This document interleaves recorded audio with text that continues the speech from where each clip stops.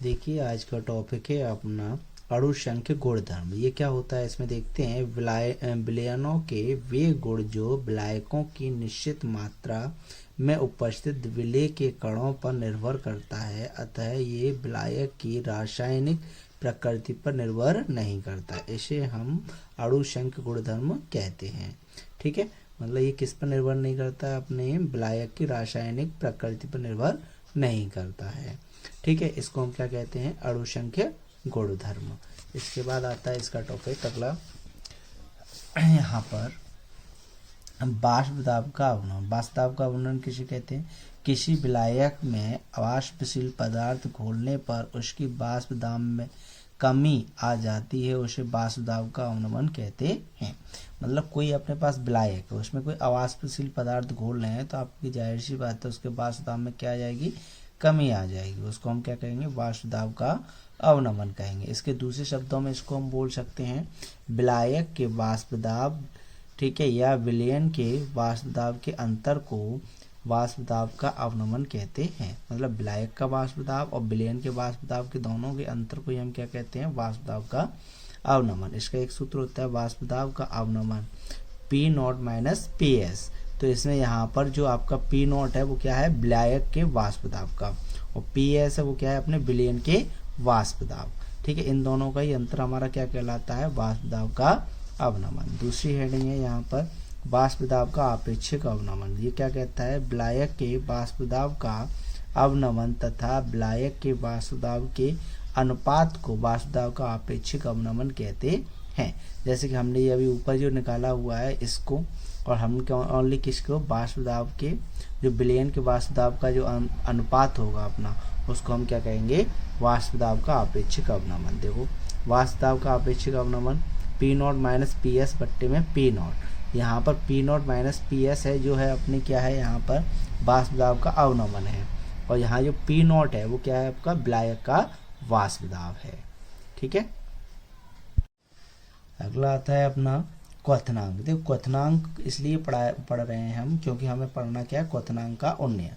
तो क्वथनांक हमारा क्या है, किसी ठोस या द्रव को गर्म करने पर उसकी वाष्प दाब वायुमंडल दाब के बराबर होती है, उसे हम क्वथनांक कहते हैं। मतलब किसी ठोस को या द्रव को हम गर्म कर रहे हैं तो उसका जो प्रेशर है वो किसके बराबर हो जाता है, वायुमंडलीय दाब के बराबर।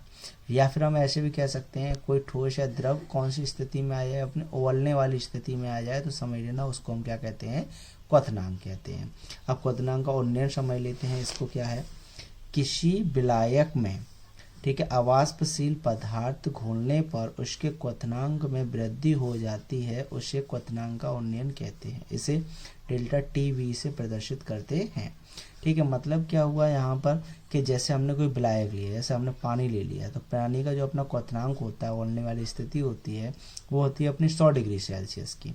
यदि हम उसमें कोई पदार्थ मिला देते हैं तो समझ लेना उसकी जो स्थिति उबलने वाली होगी तो वो टेम्परेचर क्या हो जाएगा, बढ़ जाएगा। तो इसका मतलब क्वथनांक में क्या हो गई, वृद्धि, कोई पदार्थ मिलाने पर। इस चीज़ को ही हम क्या कहते हैं, क्वथनांक का उन्नयन। इसको प्रदर्शित किससे करते हैं, डेल्टा TV से। और यहाँ पर इसका सूत्र होता है डेल्टा TV बराबर T2 माइनस के T1।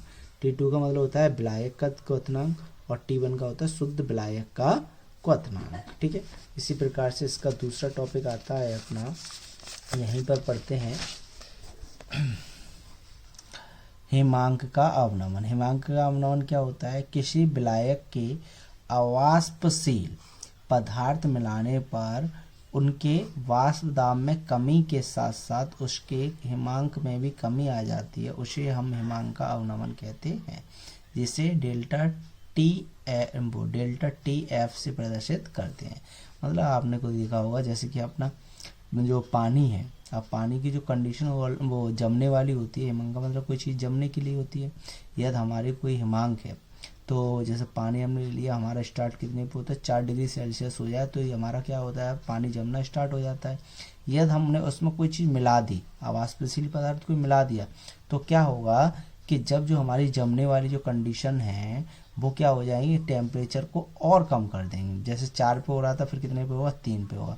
तो यहाँ पर क्या होगा, वाष्प दाब की कमी के साथ साथ उसके हिमांक में भी क्या आ जाती है, कमी, मतलब उसके टेम्परेचर में भी क्या आ जाती है, कमी जमने में। उसको हम क्या कह देते हैं, हिमांक का अवनमन।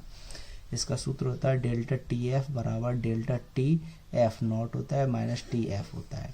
डेल्टा टी बी का मतलब होता है हिमांक का अवनमन होता है, डेल्टा टी नॉट एफ का मतलब होता है विलायक का हिमांक होता है, टी एफ का मतलब होता है विलयन का हिमांक। ओके।